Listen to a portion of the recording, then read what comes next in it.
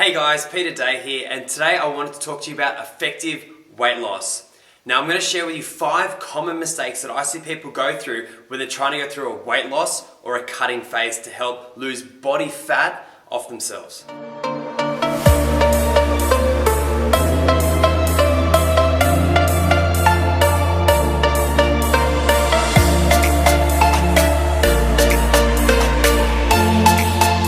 Now the reason I bring up body fat specifically is because that's the end goal. We want to be trying to lose body fat while maintaining our muscle mass through a cutting or a weight loss phase. It's very important to have that differentiated.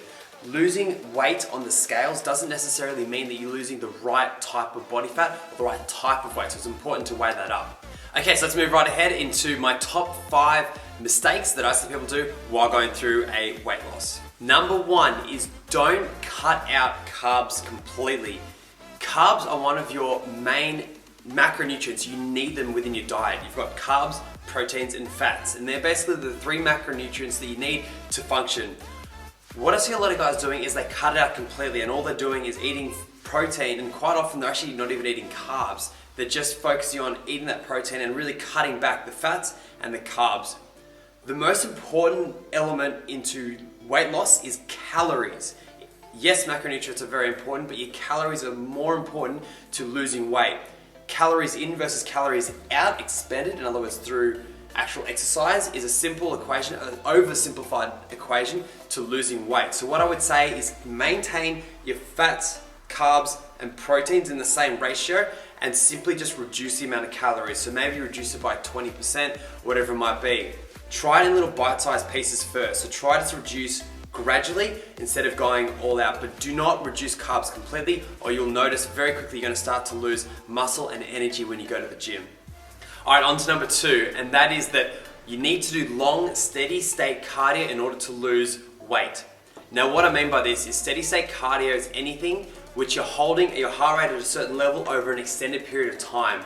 In other words, if you're going for a 2-hour run or a 2-hour walk or whatever it is, wherever it might be, it's a long endurance training session. Now this is an effective way to lose body fat, but it's also a really effective way to lose muscle mass. Whereas I hope your goal is to lose body fat while maintaining your muscle mass. I'm not saying that these are bad, but doing them often and doing them for an extended period of time will eat away at your muscles. A rule of thumb that I would use is if you're going to do that kind of cardio work or you're going to do that kind of training, try to stick to an hour. Anything over an hour, so if you're pushing the 2 or 3 hour mark, you're definitely going to start to lose muscle mass during your training. If you look at long distance runners or endurance runners, you look at their body shape. They're very, very lean because they have to be, but they also don't hold a lot of muscle on them. Yes, they're probably not doing the weight training on the back of it, but if you look at specifically the type of training they're doing and their body shape, that is what you're working towards when you do those longer distance events. So just be wary of this when you're training. Alright, now on to number 3, which is a little bit of a follow on from number 2. And that is that people feel like they have to increase the amount of times they work out a week in order to lose weight. One thing I would say is that yes, that is one way to do it. However, you're starting to move towards that endurance type of training if you're starting to train 10, 11 times a week, twice a day to help lose weight. But what I would focus on before you start to do that is the intensity within each session. It's very, very hard to increase the intensity and to push yourself each time, but it's so important. You should be pushing yourself at 100% if you're trying to lose body weight or if you're trying to gain muscle, because you're basically forcing your body to change throughout these movements. So what I would say is that look at the amount of times you train now, and if you can increase the intensity by 10%, 5%, and each of those sessions, your body will start to react appropriately. So really go and try to nail each session, push yourself. You should be exhausted, and you'll see, in my opinion, a greater change by doing this, but it is a lot harder mentally to push through that barrier. Alright, now on to number 4, and that is do not go on a starvation diet. Now, a starvation diet is where you basically starve yourself in order to lose body weight. Now, there are effective ways to do this, and there are ways like the 5 and 2 diet where you can actually get around this, but there's a very systemized and processed way to do it. Sometimes people go in a little bit blinded and they will just starve themselves, which yes, you will lose weight. I guarantee you, if you starve yourself, you lose weight. no doubt about that, but it's not a good way to do it, and longer term it doesn't work. So what you find is you'll end up losing weight, you'll end up losing muscle mass, and then when you start eating again, you quickly put it back on because your body gets used to being a certain body weight. So by doing it really dramatically and quickly, you're then going to find, yes, you get short-term results, but you're going to bounce back even faster. The more effective way to do it is to look at what you're eating now and then just slowly reduce the calories as you're working your way on and make gradual changes. I know that people want to get results fast, but this is the best and most effective way to do it. All right, so the last one I want to talk about today is cutting out weight training in order to lose weight.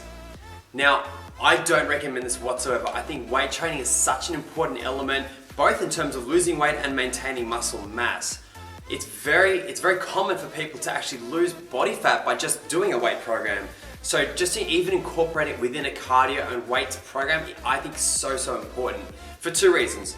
First one is that the more muscle mass that you hold, the more your body needs to work to naturally hold that. In other words, your metabolic rate is slightly higher in order to maintain your body weight, your body mass, I should say.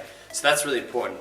Second one is that if you cut out weight training altogether, you're going to then lose muscle mass throughout that time.